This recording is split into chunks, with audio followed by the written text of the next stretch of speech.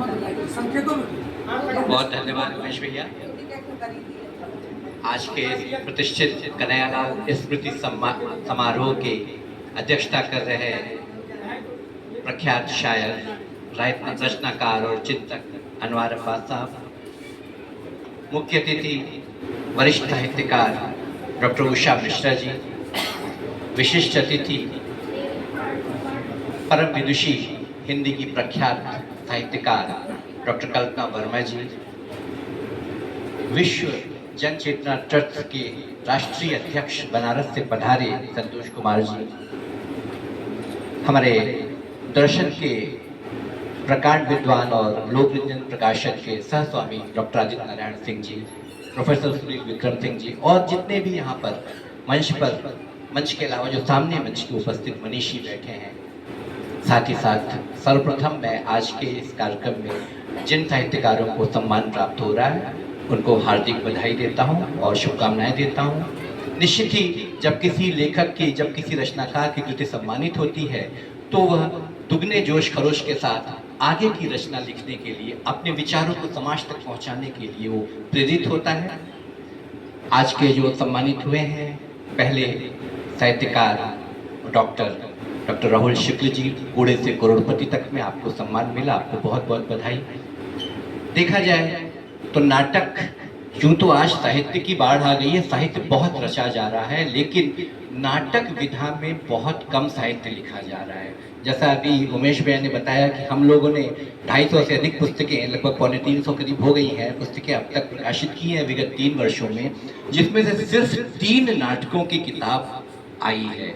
एक डॉक्टर विजय लक्ष्मी विभा जी का, एक दिल्ली की साहित्यकार है, और एक उमेश भैया का एक बहुत चर्चित नाटक है ठिकना भाई थाड़े भय। ये 3 पुस्तकें सिर्फ नाटक की आई हैं। नाट्य विधा में बहुत कम लिखा जा रहा है, तो आपका प्रयास विशेष रूप से सराहनीय है। कूड़े से करोड़पति तक का आपको बहुत बधाई। धीरज श्रीवास्तव जी मनकापुर से आए हैं। जैसा बताया गया कि इनको स्वास्थ्य संबंधी विषमताएं हैं, उसके बावजूद भी आए। जैसा कि इनका गीत संग्रह का शीर्षक बहुत ही रोचक है, मेरे गांव की चिनमुन की, आपको बहुत बहुत बधाई। कहानी संग्रह के लिए प्रोफेसर रवि कुमार मिश्रा जी को जो ये पुरस्कार मिला है, रंग को तरसती तुलिका, प्रोफेसर रवि कुमार मिश्रा जी को आज के ही दिन 24 फरवरी को, आज से 4 साल पहले जब पहली बार ये कन्हैयालाल स्मृति सम्मान समारोह आयोजित हो रहा था हिंदुस्तानी अकेडमी में, तो मैंने पहली बार ये मंच का संचालन कर रहे थे, इनका संचालन देखा था और तभी से मैं इनका मुरीद हो गया था। इतने अच्छे वक्ता हैं कि शायद अगर अच्छे वक्ताओं की लिस्ट बनाई जाए तो पूरे हिंदुस्तान के प्रथम 10 वक्ताओं में आपका नाम आएगा।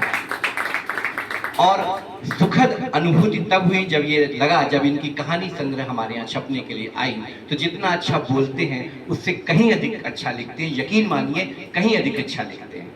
और इनके कहानी संग्रह को जिस हमारे कंपोजर ने कंपोज किया था, उसने उसको 2 बार पढ़ा।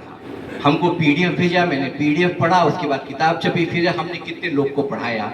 कहानियाँ क्या है? कहानियाँ वो होती हैं जो आपको पढ़नी हो, पढ़ने के साथ साथ मनोरंजन जिसमें हो, साथ में जिसमें एक संदेश हो, जिसमें पाठकों को अंदर तक, गहराई तक स्पर्श करे पाठकों के हृदय को, साथ ही साथ अगर समाज में जो समस्याएं हैं उनका चित्रण हो और रचनाकार की दृष्टि उसका एक हल भी। इन सभी मानकों पर आपकी कहानियाँ खरी उतरती हैं और निश्चित ही हमारा प्रकाशन गौरवान्वित है इस कहानी संग्रह प्रकाशित कर। और कहना चाहेंगे इस वर्ष में आज यहाँ 2 समाज सिंघम अभिनव सिन्हा जी की, जो बहुत ही प्रसिद्ध पत्रकार हैं, अवध क्षेत्र के निष्पक्ष पत्रकारिता के लिए जाने जाते हैं, स्वतंत्र पत्रकार हैं, किसी के आगे झुकते नहीं हैं, अवध क्षेत्र में बहुत चर्चित है इनका नाम। इनका उपन्यास भी समाज सिंघम आया था। वो जो इन्होंने जैसा बताया कि पत्रकार के जीवन की उथल पुथल जो होती है, पत्रकार का भी अपना व्यक्तिगत जीवन है, उसके जीवन में बहुत परेशानियां आती, कठिनाइयां आती हैं, उन सबको समझते हुए, उनको देखते हुए उसको पत्रकारिता करनी पड़ती है। बहुत से उसको लालच दिए जाते हैं, बहुत से सभी लोग जानते हैं। इन सब बाधाओं से निपटते हुए पत्रकार का जीवन बहुत ही कठिन जीवन होता है जिसको वो जी रहे हैं। तो जब बताना मैं ये चाहता हूँ कि इस वर्ष प्रथम 3 पुस्तकें जो अभी फाइनेंशियली 31 मार्च को खत्म होगा जब पूरा डाटा आएगा, लेकिन अभी तक जो डेटा मेरे पास आया है कि लोकरंजन प्रकाशन की इस वर्ष लगभग 100 पुस्तकें आई हैं, उसमें से जो प्रथम 3 पुस्तकें बिक्री के आधार पे हैं, उनमें से 2 पुस्तकें आज सम्मानित हुई हैं। इस इतिहास के अभिनव सिन्हा जी के लिए और प्रोफेसर रवि मिश्रा के लिए तालियां होनी चाहिए। ये पुस्तकें अमेजन पर सर्वाधिक बिक्री में आई हैं। इसके बाद गणेशन जी, आपका जो आचार्य रामचंद्र शुक्ल की आलोचनात्मक जो एक पुस्तक आई है उस पर पुरस्कार मिले, आपको भी बहुत बधाई। और अंत में मैं ये कहना चाहता हूँ कि जैसा कि उमेश भैया ने बताया कि पिता का आशीर्वाद जब पुत्र के साथ होता है तो पुत्र की प्रगति को कोई रोक नहीं सकता है। और आपको पता है कि जब पहली बार हमारी आपसे मुलाकात हुई उमेश भैया से, तब इन्होंने बातों ही बातों में अपने पिता की शिक्षाओं का जिक्र किया था। अब इनके पिता जो कहते थे उसको इन्होंने अपने जीवन में अमल किया और आज सफलता के इस मुकाम पर ये हैं। साहित्य के संवर्धन के लिए इन्होंने, इनकी संस्था ने बहुत काम किया है।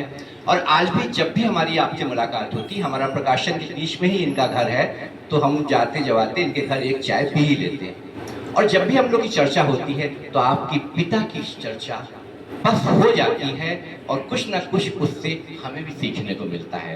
तो ये हम सभी का सौभाग्य है कि इस सम्मान समारोह में हम सभी शिरकत कर रहे हैं। अंत में शहर समता विचार मंच जो साहित्य के संवर्धन के लिए, साहित्य के उन्नयन के लिए कार्य कर रहा है, इस साहित्य शहर समता विचार मंच की उमेश भैया की चमक, उनकी धमक, उनकी हनक सदा सर्वदा बनी रहे, ऐसी ईश्वर की कामना है। धन्यवाद।